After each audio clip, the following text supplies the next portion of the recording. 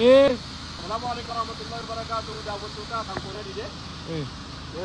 Akkam jirtu isabbaay maal abbaay ganda keessaa qabna nuti mana manaan akka waan qabnu fakkaata kunuu galii nuti keessa deemnu eega hooshaan gadi buune kanaan meeqa faraa isarratti dhufne jedha. Baay'ee isaati. Kanaan meeqa faraa isarratti dhufne beekta kan nu faamiliin sagalee. Kanaan meeqa faraa irratti dhufne jirra beekta. Amma bishaan gaarri keenya gubbaan bishaan ijitee qaba.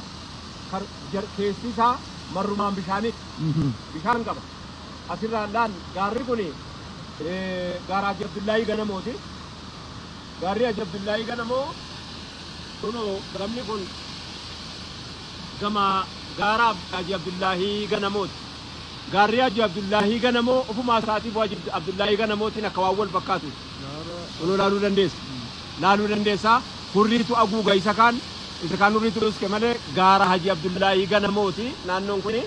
Naannoon kun naannoo hooshaa ta'ee gamni keessi ganama Haji Abdullaahii Ganamooti. Gaarri kun bishaan silaa achi gadii barbaada namni. Warra achi gadiitu bishaan warra olii barbaada immoo. Kan gaara birii. Tabba gubbaadhaan bishaan keenya gajjigaa. Eega tabba gaara saannatee irraa ba'e ardiin biyya keenya. Dachiin hundi bishaanuma baata bishaan ijitaa. Bishaan ajaa'ibaa kan namni irraa dhuguu dhabame.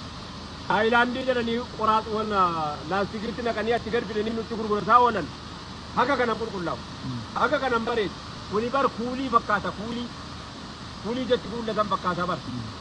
Achi gadi qalalfamaa miti maateriyaalii wanti itti seenan jiru nam-tolchee waa tokko of keessaa qabu. Ofumaa isaatiif akka uumametti tolfamee bareedee gaarri kun gaara silaa fandalalaqaa gaala bareedaa gaara silaa namaatti seenee otoo silaa irraa gatee kana karatti gabbuu an tolchan akka gaala kororaadoo asii karatti tolchan qabaate bakka namni dhaqee fandalalaqee aara galfatee boqatee waan qabu keessatti harcaafatee guddinaaf waallee itti buufatee biraa deemu egaa akkaa fi bakka rabbi nutti deebisu galatoomaa. Assalaamu alaikum warahmatullahi wabarakatuh.